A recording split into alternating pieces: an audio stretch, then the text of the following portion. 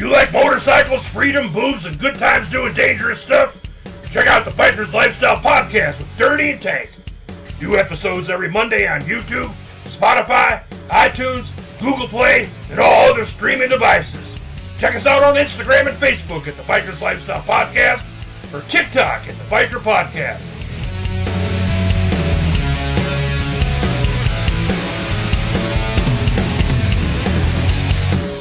That's the Biker's Lifestyle Podcast, best biker shit show on the internet.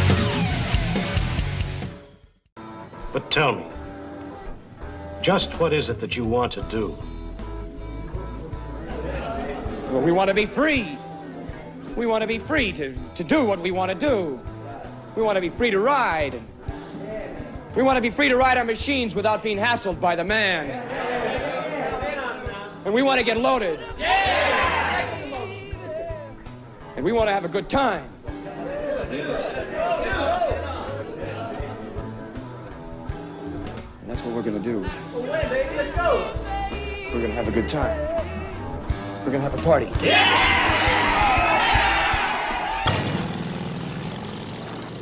Welcome to another shit show on the Biker's Lifestyle Podcast with your host, Dirty and Tank. Here we go, and away we go, man. Bring us in, Dirty. Holy shit, yeah. Holy shit. Fucking Black Dragons on the fucking Biker Lifestyle Podcast. I can't fucking believe it, man. I really can't. I mean, I don't even have to do an introduction. Everybody knows who Black Dragon is. You know what I mean? He's ubiquitous, man. I've been watching what? Black Dragon. I've been watching you. I've been watching you back since you were wearing a cowboy hat with a blue screen behind you. Let's put it that way. You know? I know. Yeah, I was literally listening to you talking about being a prospect while I was probating.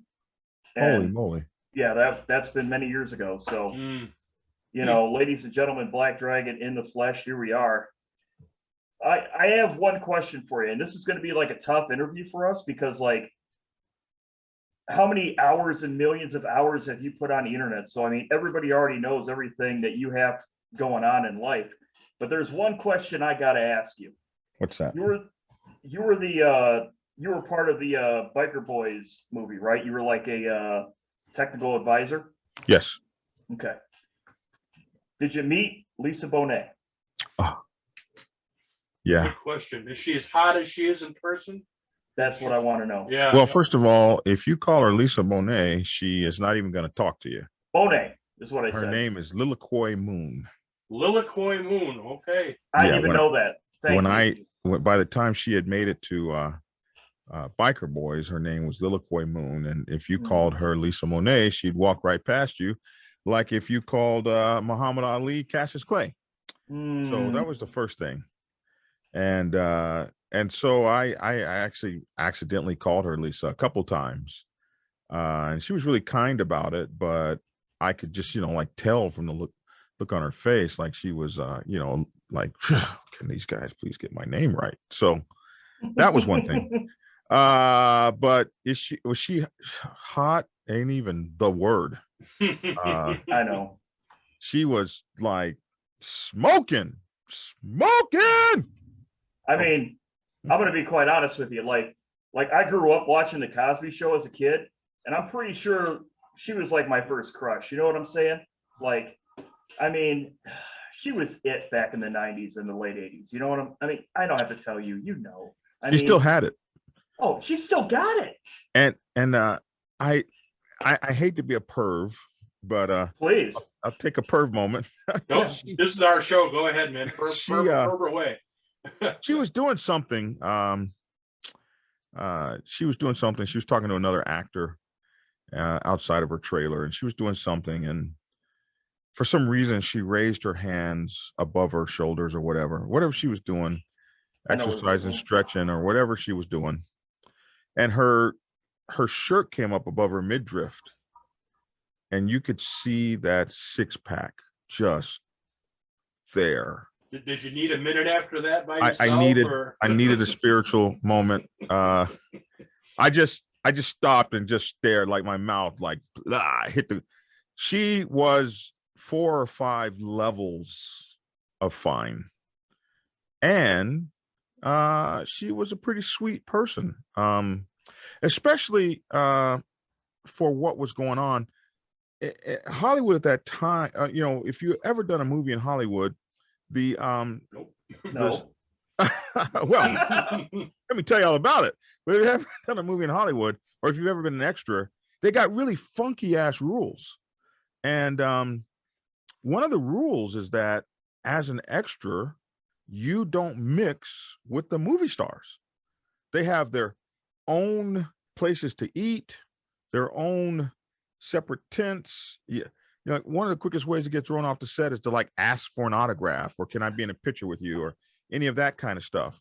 And because Biker Boys was the first movie ever done about Black motorcycle clubs and Black motorcycle set culture, and all of these Black folks that were on the movie, like we used real motorcycle clubs, real bike clubs, real people.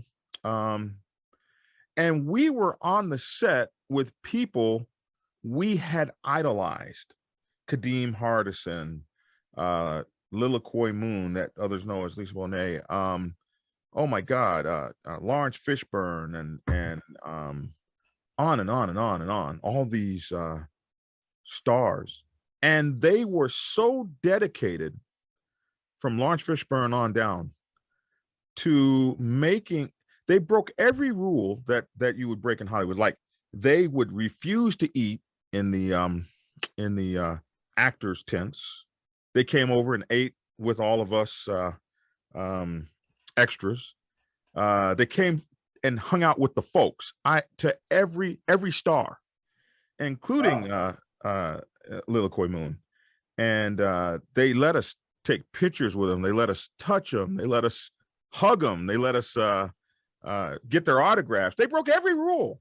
And I've been on other movie sets. I've never seen anything like that. So not only was she a beautiful woman, not only was she hot, not only was she sexy, she was kind. She was down to earth. So I really appreciated spending that time with her. So you think the cause ever, the little pudding there? Well, I mean, I would have slipped her the Mickey. Well, I tell you what, I mean, if you watch some of our past shows, I mean, Dirty makes no bones about it. He's got a little bit of a man crush on Jason Momoa. No, we can't talk about him anymore. Well, no, all we're done. Was that her new husband? That guy, that muscle guy? Yeah, that guy. I signed an NDA. I'm not allowed to talk about Jason Momoa anymore. So he started reading the emails and getting the voicemails, huh? Let me just put it to you like this: he'll never feel how these magic fingers are ever again. Well, the offer was there That's too. true. It wasn't anything weird. It wasn't going to get weird at all. It wasn't going to get weird. No, complete guy centric. Oh yeah. The guy works out. He's probably got a sore back. I was trying to help him out. I just appreciated him. Hey, you offered lunch too. Lunch. I did. You did. A hot one. But no, I got to ask. So another question I have: you were the national president of a very large motorcycle club, and I'm kind of curious, what was your biggest pain in the ass problem of being that part of the club, being a national president? What was the one thing that always just got underneath your skin?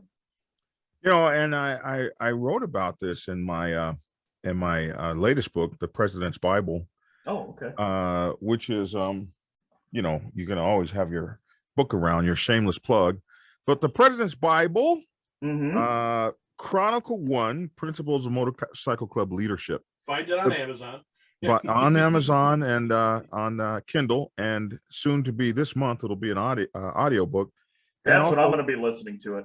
I'm not a reader. Yeah, they don't read, no. And this is also available on blackdragonsgear.com. But in here, I wrote about the loneliness of the MC. When you become a president, the motorcycle club is no longer yours. The clubship, the brotherhood is gone. It's for everyone else. It ain't for you. Your job is to make sure that everyone else has the great time. Everyone else is treated properly according to the bylaws. Everybody else is protected. Everybody else is wants are met, needs are met, desires are met, ass is wiped, tears are wiped away. Everybody's pain, bitching, moaning, and groaning, you are responsible for. But nobody gives a damn about you. Your ass never needs wiping. You never need to be saved. You're never crying. You're never tired. You never don't have an answer. You don't even sleep. You get phone calls at 4 o'clock in the morning as though you are some sort of deity floating above all. And I'm awake, my son. What did you need? I don't need any damn sleep. And you lose every friend you ever had in the MC.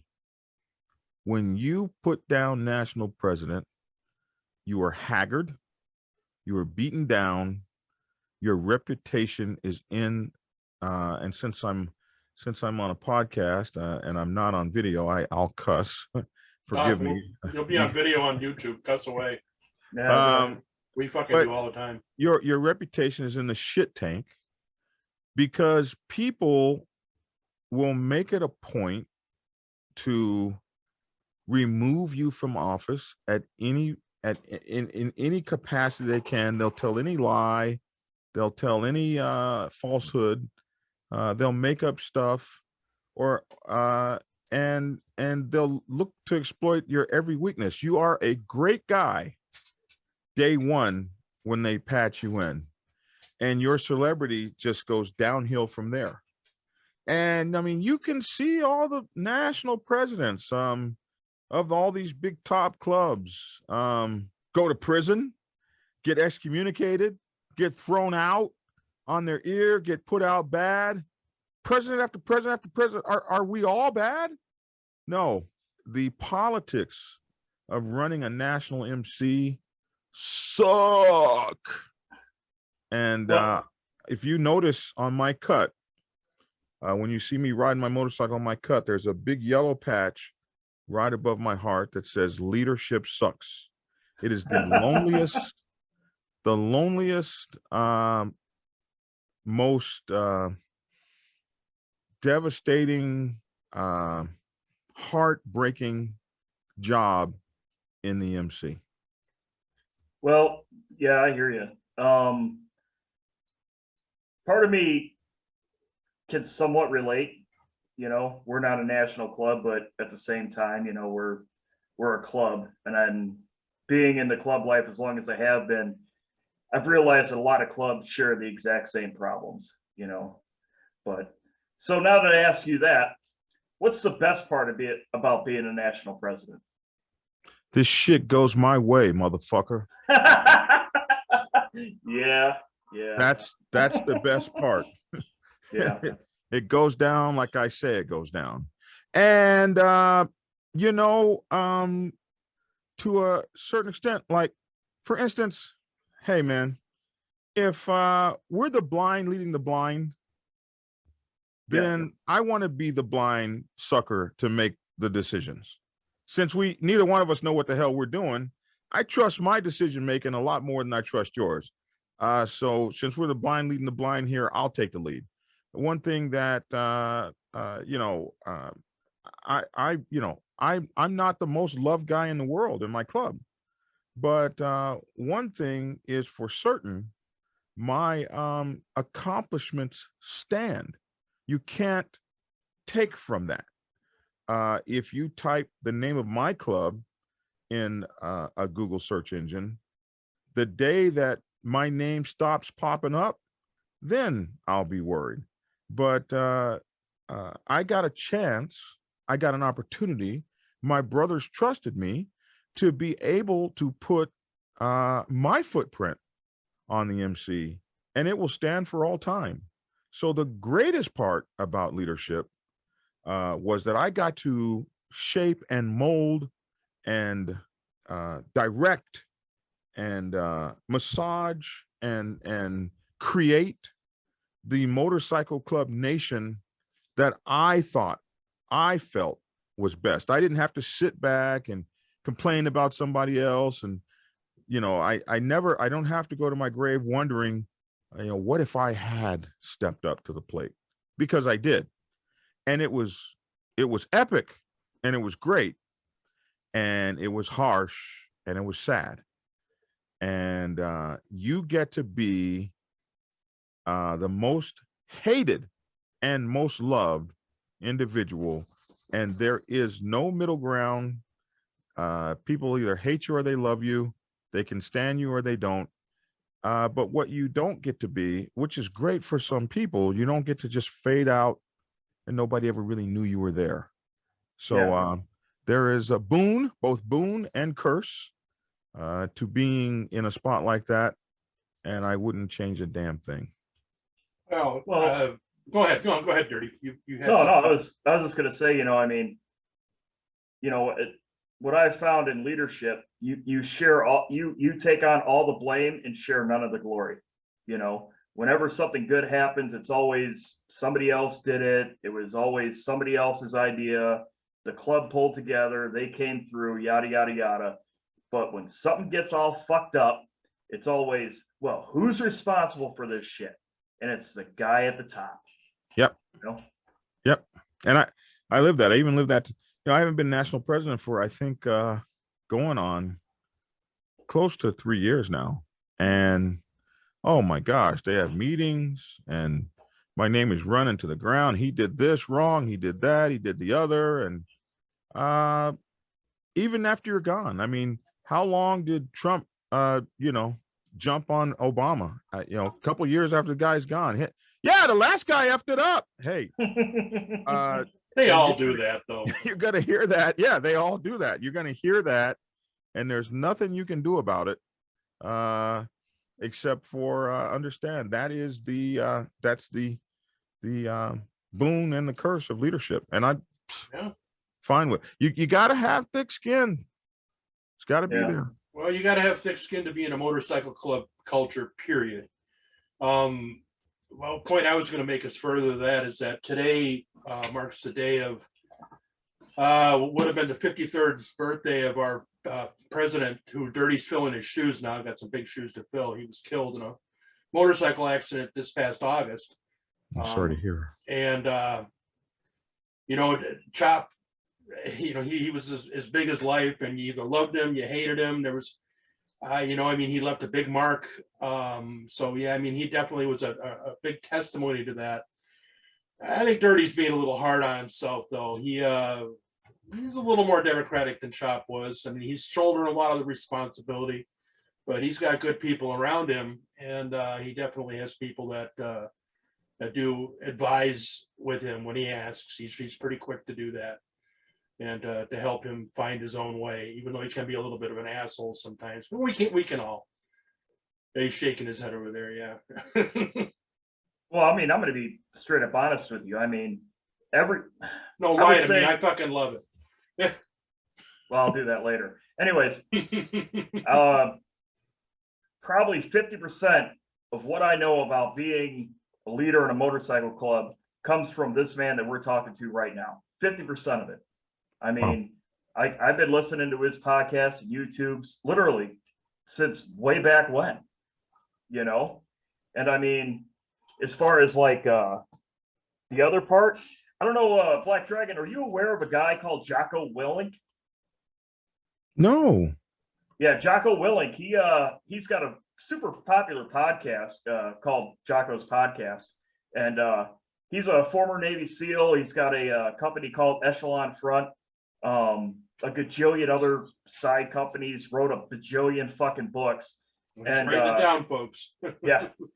And no, seriously, check it out. Yeah, Jocko Willink, his whole thing is extreme ownership, to where if you're a leader, you take on every responsibility. Everything is your fault. Everything is your responsibility. No, you can't put the blame on anybody else. So between you two guys, I think I'll probably do an okay job, but I'm still learning. I've been president now for all of 2 months, or 3 months now. So, I'm working on it. The thing is that if you realize that you're a work in progress and you empower those around you, and then You demand as much from them as you demand from yourself, and you lead by example. Nobody outdoes you unless you are physically or mentally incapable. Then you'll be fine. um I never, we have the cold ash run to the mother, which happens every February, and it is the coldest run. It's across the United States from Atlanta to to California. You Taking guys still give I out those, 10. You're hugging I-10 like like a baby on a mother's breast milk, right? Like you're hugging it, because it's the only thing that's open, the only highway that's open. Like you wouldn't take the 70 or the 80 across. You couldn't Oh, take fuck that. 40. They close up with the snow and the ice. The 20 is bad. So, we've been in whiteout conditions in El Paso, Texas one year. El Paso, Texas, we're riding in a whiteout blizzard. But I made sure that when the club went, I was there and I was leading the pack. I mean, no one was going to outride me. Now, you might have a faster motorcycle than I was, but even when we got to a certain point in the mountains, coming out of coming into El Centro, California, right before you got to San Diego, they got this mountain pass. I would wait every year to wax those suckers' asses up in those passes. And no one, I don't care what souped up Harley they were on, they couldn't beat me in the past. You got to find something you're good at and spank them, boys. Every time, for as long as you're president, you got to find something you're good at and you spank everybody in it. And you lead by example. You make the guys want to match your effort, your heart, and your willingness. And that's what builds a good club. And when you become a piece of, cowardly piece of garbage that no one can trust, then your motorcycle club suffers. Any organization, that's for sure. Oh, dead silence. I hate when that fucking happens. Penalty, 15 yards. There we go. He might be frozen. Are you there? Well, I was going to say is you were a national president. You guys are making the run, in February. Did you ever think of maybe doing it in May? Just so a this thought, goes, we do run twice a year. We go back in the summer, which to be honest, I would almost rather do it in the winter. I'd rather freeze. You can layer up. You can't unlayer. When you unlayer down the skin and it's still 120, you're riding across that Texas desert. And you know what you're trying to get to? You're trying to get to the next rain squall. You're running as hard as you can. I think the speed limit's 80, 85 out there. So yeah. you never see anything like it. And so you're running a straight 110 in the pack, nut to butt, everybody rolling. And the sun is beating you so bad you just want to cry. And there is a rain squall. And you are trying to get to it because it drops the temperature by a whole 10 degrees, right? Which could be 100, Yeah. And right when you get to that effing rain squall, it just mysteriously goes away. And you scream, ah! And then there's another rain squall and you get to it and you can see all the wet ground that you don't get a part of because it blew on by. And so I'd rather do it in the winter, but we do it in the winter because that's the Mother Chapter annual. And when we became the Black Sabbath in San Diego and we joined the Los Angeles Council, nobody wanted us to succeed back in 1974. We were the newest club on the block. We were the new kids. Nobody wanted us to succeed. So they gave us the worst run of the year. It was in February, which was raining season in California, and nobody rode during raining season. So we had a small off season, very small, like maybe a month, December to February. And so our run became the first run of the year, but it was the worst day on the calendar that they gave us. It was right in the middle of February, near Valentine's Day. A lot of times it falls on Valentine's Day. And they figured, we would suck. Nobody would want to come. And we turned that into the first run of the year. And it was one of the most successful runs in California. So, you know, they gave us lemon, we made lemonade, but didn't do any good for us 30 years later, as we have clubs all over the country. Yeah. So they kind of, you know, did what they wanted to do. It worked. We got a bad run, and it's cold, it's vicious, it's horrible, but it separates the men from the boys. And you know, we've come to love, you know, we got our biggest compliment one year when we came back from the Cold Ash Run. I named it the Cold Ash Run to the Mother. And when we came back, we had dinner with a bunch of motorcycle clubs. We went to this place to eat, and there was a bunch of motorcycle clubs there. And we had just got back. I think we might have been back a day or two. So we go to this dinner, and somebody screams out, "Oh, there's the Black Sabbath." And somebody said something about us riding in the winter. And a lady says, "I'm not impressed with that. Everybody knows they ride all damn winter long. I challenge them to ride in the summer. I want to see them ride with their shirts off. And you'll impress me if we see y'all ride in the summer. We know y'all ride through the snow and the rain and the sleet. Let us see what I bet you in the summer you'll melt away." You know, that made my whole damn day. Like people recognized what we did as a hard ass riding club. And for me, MC means move the crowd on two wheels. So for people to recognize that we ride hard like that, and to me, that was a compliment. She meant it as a joke, but I took it as an extreme compliment that, you know, that they know how we ride, and I like that. Well, the weather definitely separates the real riders from the fake ass rubs. You know, I've said it for years. You never truly know how retarded you are until you're sitting on a motorcycle at 30 degrees. You know, or in the middle of a thunderstorm, or there's a tornado coming down, and there your ass is on two wheels sitting out there with a big shit-eating grin on your face. I've been there. I've got a video of me riding through a tornado, and I'm screaming the whole time and yelling and laughing. Is this all you got? Yeah, come on, bring it on. Which is what I was saying, but on the inside, it was like, oh my God, this is. Why did I get into fishing? You know, it's like, fuck. Now, the best time to go fishing, brother, is when the weather's bad. So that's what they say, and no. You can look behind me, you can see all the fish and shit. So yeah, that's kind of like my pastime. Oh wow, look at that. Yeah.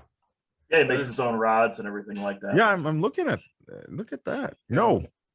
Custom rod builder, but that's what just keeps me from drinking. One of the things, but I mean, Black Dragon. I mean, being part of the the biker culture, but also part of the black biker culture, which I was in A-Bait before I joined. Well, I'm still in A-Bait now, but I was real active in A-Bait of Wisconsin before I joined the motorcycle club. And one of the things that we thought was a necessity was we thought that it was necessary for us to breach the gap of the black clubs and the white clubs. And in my journey of doing that, I found out that there was no gap. Right. It's just a difference of cultures. It's just, I mean, bikers generally are private. Motorcycle clubs are private. We stick in small crowds. We want it that way. And I remember going to a huge rally down in Rockford, Illinois. It was one of the first times I'd been around.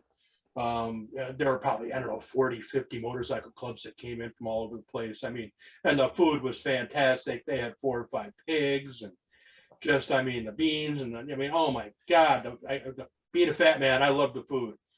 And out of that, I met a bunch of people that I met in the culture itself, in the biker world. And next thing you know, I'm getting invited to birthday parties and Father's Day celebrations, and all these people that lived all around me that I had no idea it was there. And regardless of color, it's the same thing. It's the same experience. It's the same motorcycling experience. And I don't think people realize that, and they don't realize that there's not a prejudice that's involved. It's more of a private thing that's with the club life. And that's kind of a nature of it, So, a lot of people don't know this, but I was blown away. I did not know that there was a white biker culture like there is. Uh, like many white bikers, I was on the black biker set, and I didn't hang out with y'all. I didn't know y'all. I was on a black biker set in San Diego. It's very huge. Very, every now and then, we would, the Hells Angels would ride by, or the Mongols or something, and you know, uh, back in the day, we just kind of rode our own separate ways.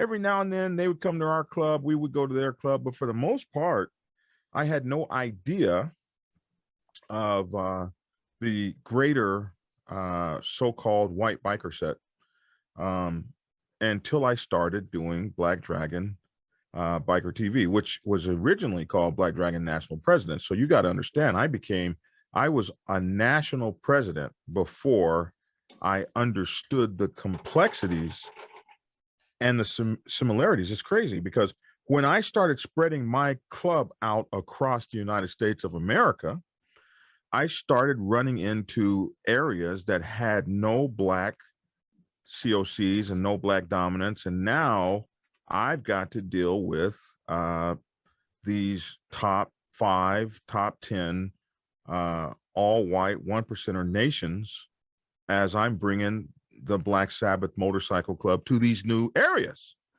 And it was an eye-opening experience.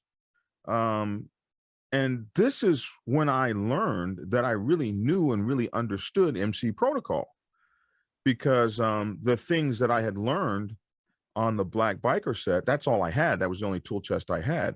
So when I started doing Black Dragon Biker TV, which was originally called Black Dragon National President, the club started coming out of the woodwork. Now, it wasn't, in the beginning, it wasn't this. It was, who is this N-word on a motorcycle? Like, as many white clubs didn't know that we existed, as we didn't know that they existed. We were really apart. And I met so many folks that didn't know black guys had motorcycles and didn't know we had Harleys and didn't know we had motorcycle clubs. And it was really nasty and mean in the beginning. But I started getting reached out to from clubs all over the freaking world. And that's when I started to learn and understand that not only are motorcycle club people the same, our tribal lifestyles are almost exactly the same, except for a few different kinds of protocols, not just here, but all over the world. Rio de Janeiro, Russia, Israel, Egypt, even places that don't really have a lot of motorcycle clubs, as they start to build up, they look towards us to build their communities exactly like ours. So that was, so long ago. It seems like a million years ago. But it was really only about 12 years ago. It's about 2000, maybe 9, when the Black Sabbath really started expanding across the nation. And we had to go into these meetings with these kind of clubs that you'd only heard of on TV.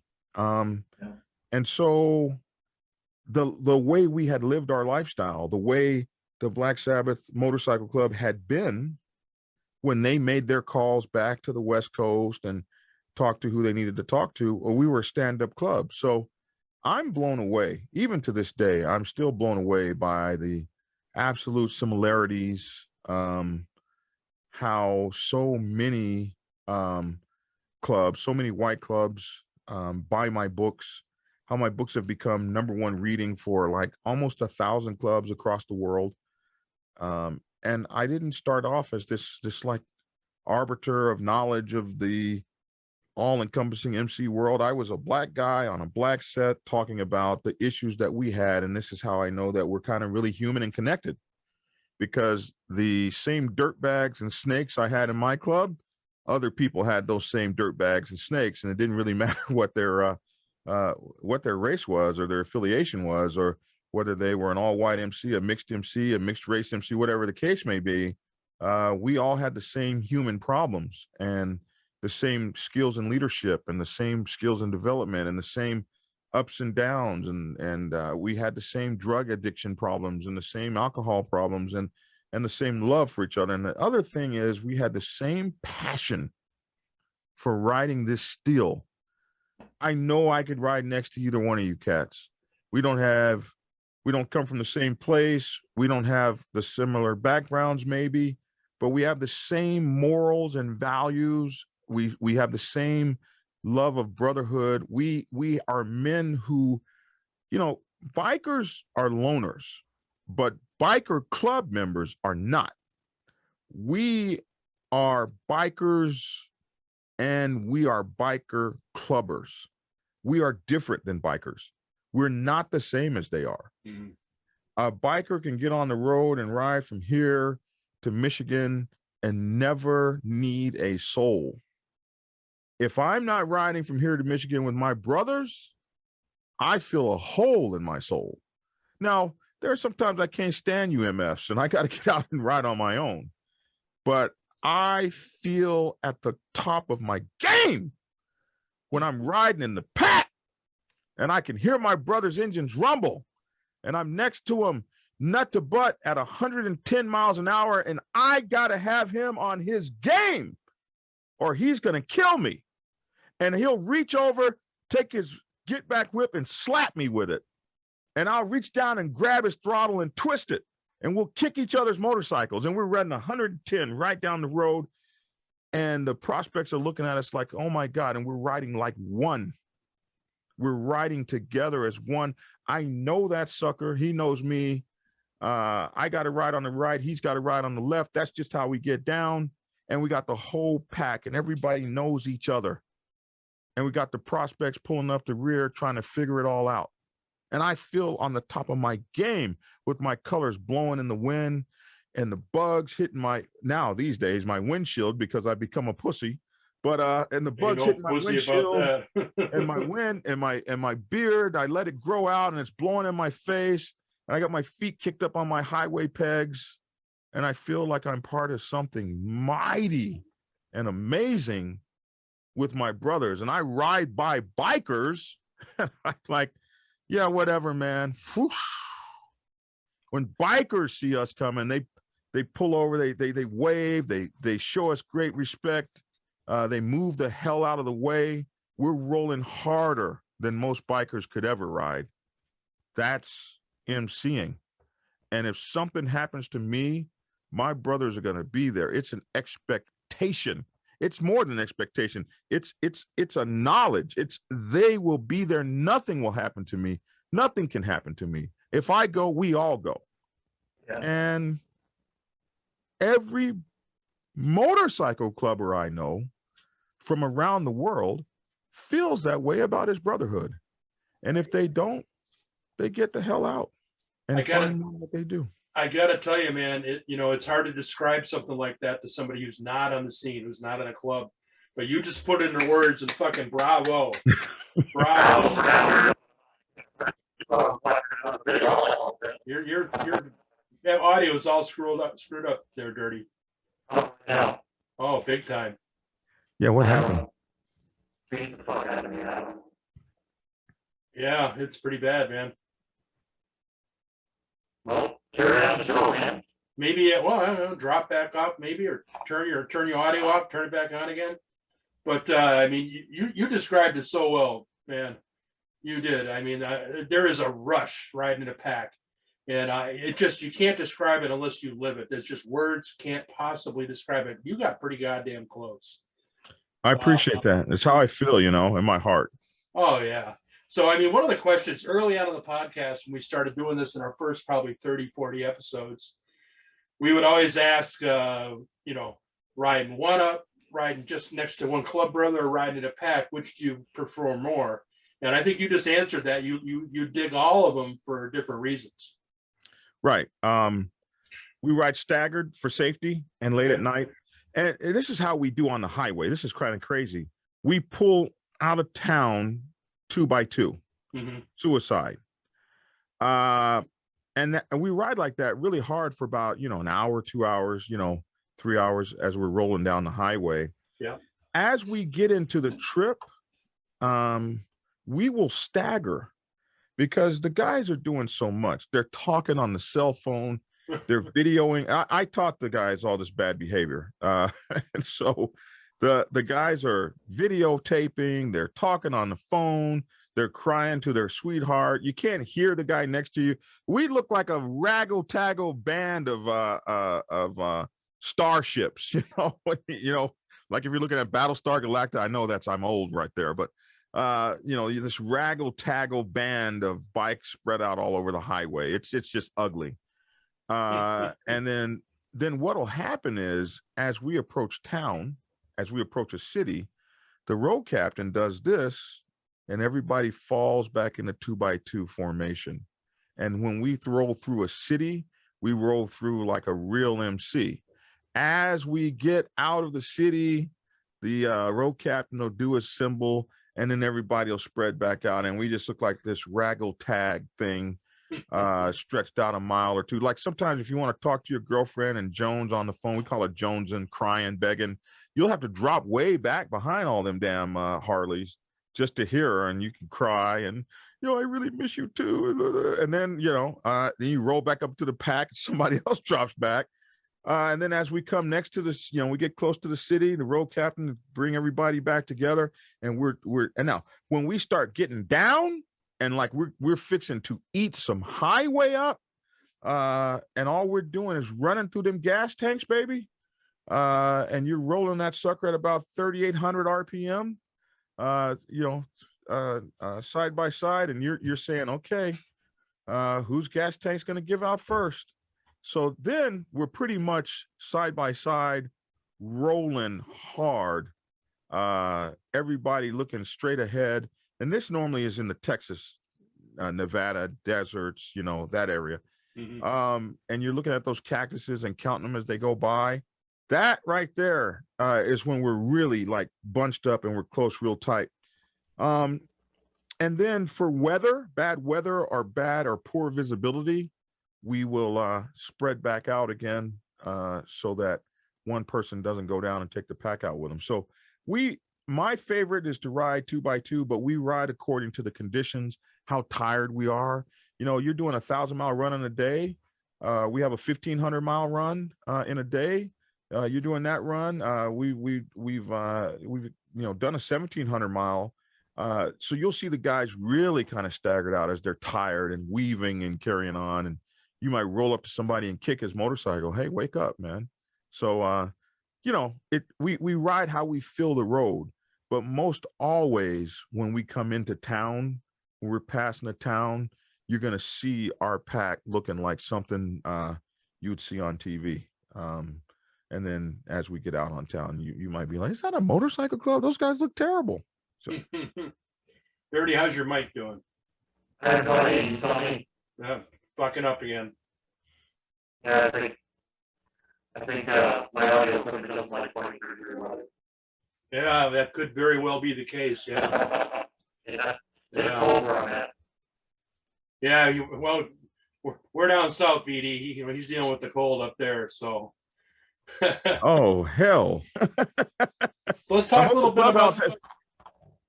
Well, he's in his I was garage. getting ready to say, I hope the clubhouse has heat in it. That's what I was getting ready to say.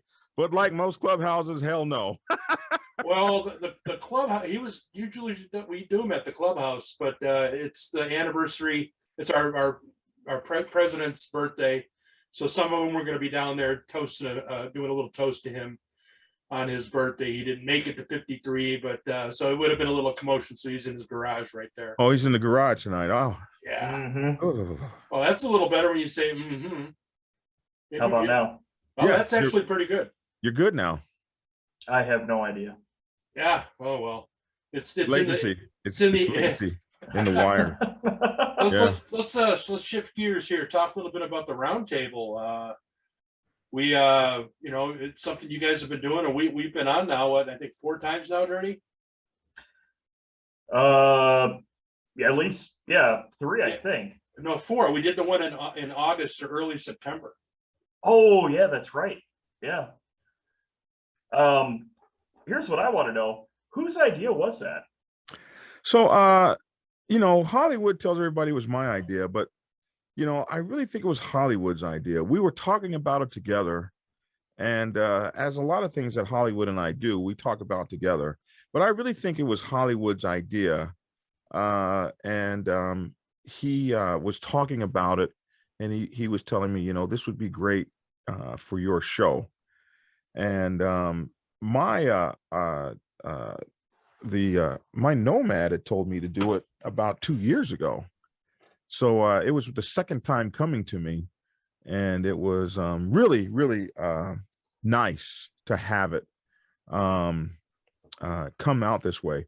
And it's kind of like a dream come true. I mean, I think it's the first of its kind. We've got 1%ers, 99%ers, outlaw clubs, all these people together on a round table, Hispanic, Black, white, all these races, all these different sets represented all across the United States of America, from Florida up there to the cold places where you guys are, that I don't even know why people even live in those places. Well, my ass is in Florida right now, brother.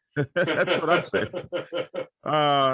But I think it's an amazing thing, and I hope it gets really better as we really clean our format up and really get succinct in covering the topics that we want to cover. We've been a little bit kind of lazy with it in terms of talking about the same thing over and over again for 2 hours and all that. That was, in the beginning, it was real fun to kind of do that, but now we're really trying to get it succinct so that we get a strong message out in small 15-minute segments, because we're finding in this thing that the average person listens to our show about 30 plus minutes, which in social media world, that's incredible. It's a long time. Watch time. Yeah. So people are listening to what we have to say. So I think it's incumbent upon us to become very succinct in how we say it and give all these folks this information that they're looking for from us. So we asked you guys to be regular hosts on the show, and you guys agreed. And we're very happy about it, very pleased about that you're bringing your sort of biking and motorcycle clubbing from the areas you guys are from and from your brotherhood to what we're doing. And I just think it's going to be an awesome thing. So I'm really glad to have you guys on the show. I'm glad that you agreed to do it, and I'm just hoping that we can do great things with it. I'm excited about the direction we're going to take with the new format. Dirty, I know you're not on. You're going to get on that chat here pretty soon. You're on the app now. No, I just downloaded it today. Okay, but I did send you the screenshots of the new format.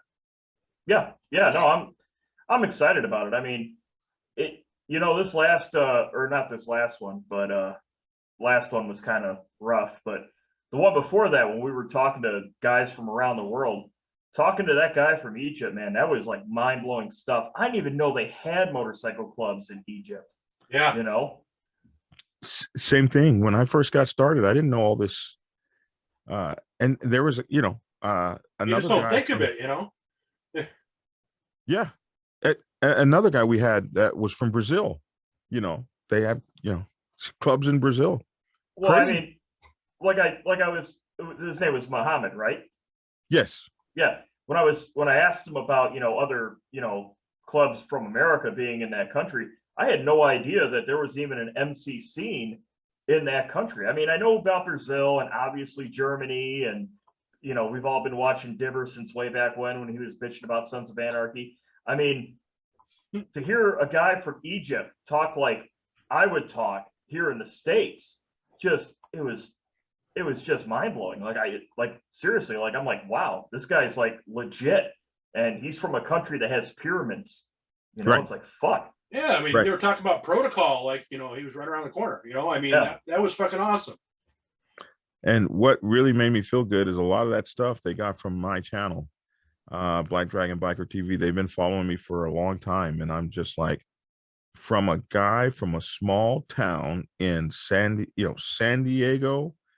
Come on, it's not a big motorcycle set scene, but a lot has come from that little small motorcycle club. It's crazy.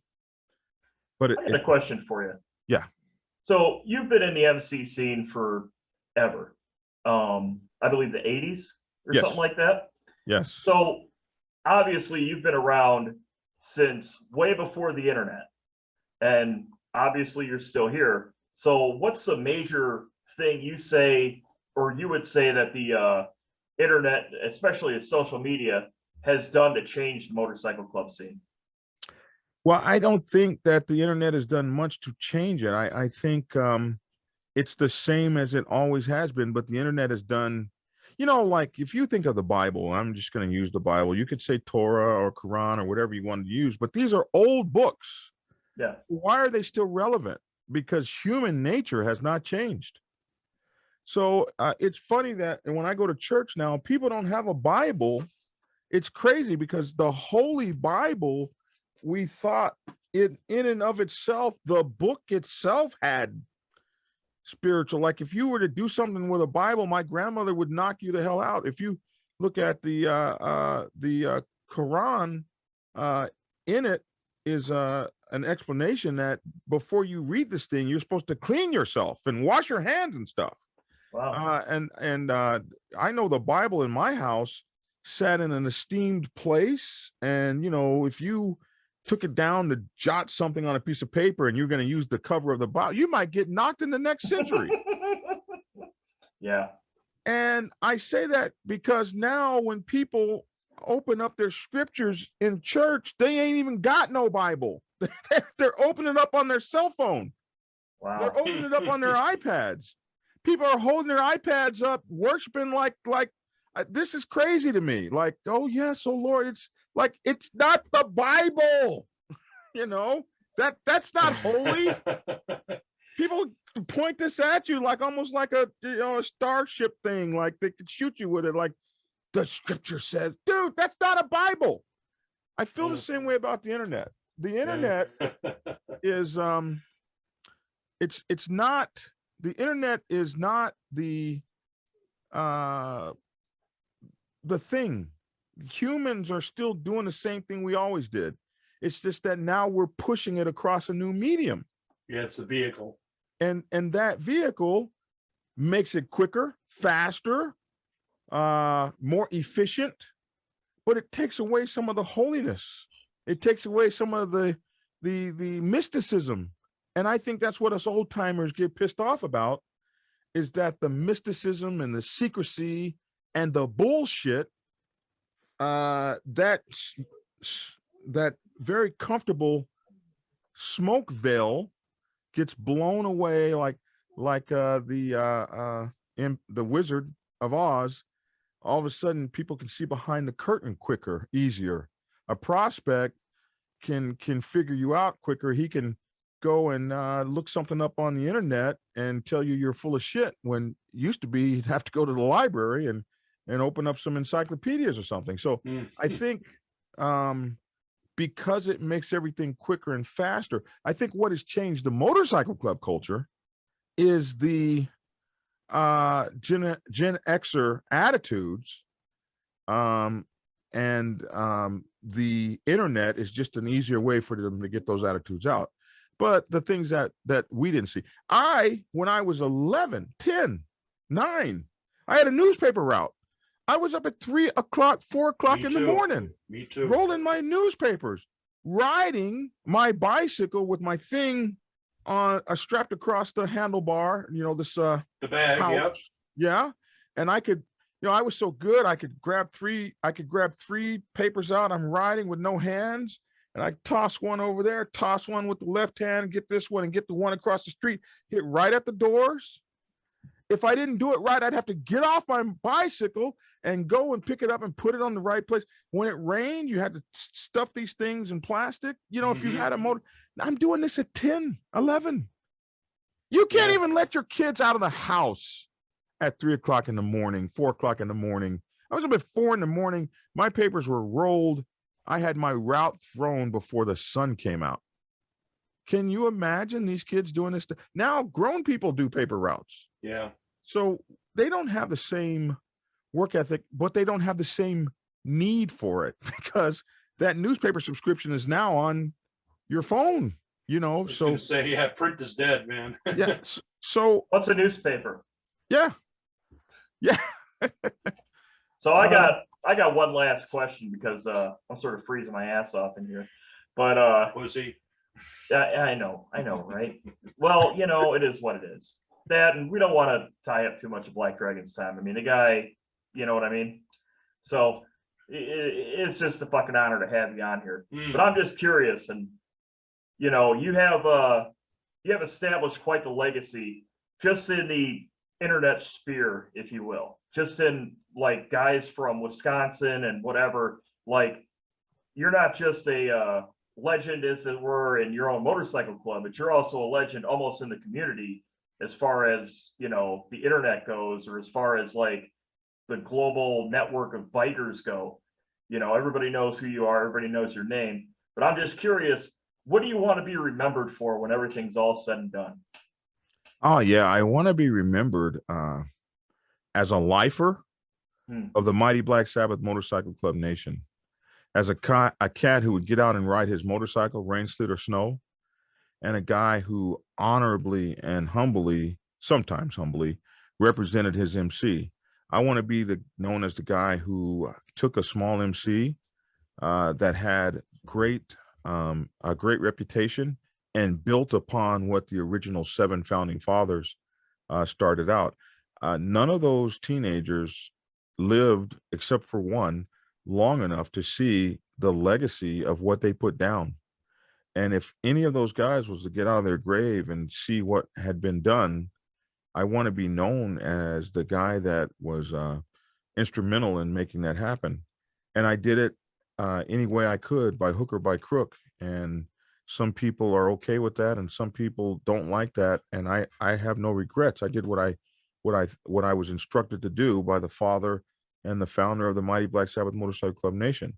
As a teacher, as someone who has been given a gift to educate and that sort of thing, and as a Navy Master Training Specialist, I want to be known as someone that took my talents and skills to be able to teach and reach out across the various cultures and bring this lifestyle to people in the way that it really should be represented in the books that I've written and the videos that I've made and the talks that I've given. I hope that I've made life better and easier for people that want to learn and absorb and be a part of this lifestyle.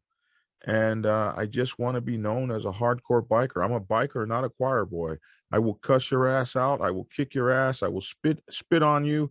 I'm no saint, but I hope that I'm worthy of the brotherhood, and that I guess that's about it. Oh, Yeah. I was going to say, that's the old adage, right? You treat me good, I'll treat you better. Treat me bad, I'll treat you worse. And that's the part I love about biking. I like biking because it's macho, and it's based on how well you can ride. And the part that sucks is you don't get to ride forever. Yeah, there's an ending to that, and you can't ride no more. You don't get to be president. And so I want to be known for, as long as I could ride, I rode my shit. That's about it. Right on, man. well, hey, we really do appreciate you coming on. I could honestly say that having you on is somewhat of a dream come true, because whenever I thought about doing this podcast in the beginning, no, seriously, when I thought about doing this in the beginning, I was like, man, it'd be fucking so rad if We could talked get Black about it. Dragon to do it. Oh yeah, we We talked did. about it like it was some sort of impossible thing. He wouldn't fuck with 2 crackers from Wisconsin. Fuck him, But no, seriously, hey man, thanks for doing what you're doing for the motorcycle community, putting the knowledge out there. Thank you for your service to the country, being a Navy veteran. And I can't wait till Sunday so we can sit down and do the roundtable all over again. Right on, man. Hey, we got one big announcement to make. Can we make that announcement about the roundtable? Sure. Sure. You know what I'm going to talk about, right? Oh yeah, I do. Go ahead. I know. No, he wasn't in on it. Bring him up I'm to not in speed. on it yet. Go ahead, man. Oh, bring it to speed. So we're going to do towards the end of December, I think we're going to call it Biker Club Wives. And we're going to take the wives of the roundtable that want to do it. And so far we've got 5. And we're going to have a roundtable with them and let them talk about what it's like to back a guy who wears a patch on his back. and what's that like? What's it like to be the woman of us?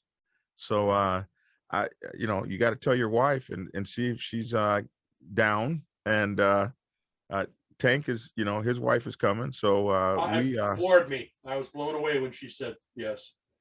She probably said hell yes. I can't wait to talk. So it's going to be kind of scary and nerve wracking. I'm like, oh my God, what's going to happen? But I think it's going to be cool. I don't think anything like this has been done before, and I'm hoping we draw a big audience of women that are married to, or dealing with, or going with, or attached to biker club. Maybe our mothers and sisters will be on it, and that sort of thing, and they can commiserate together and understand they're not alone. So I think that's going to be, we're trying to plan that for maybe like December 27th or something, a couple of days after Christmas. So yeah, that's what you were saying. So yeah, I mean, I just want to further what Dirty was saying. It's a big honor to be sitting down here, for you to ask us to be under the round table. And it was kind of a rush for me earlier today, about an hour and a half before we're doing this podcast here.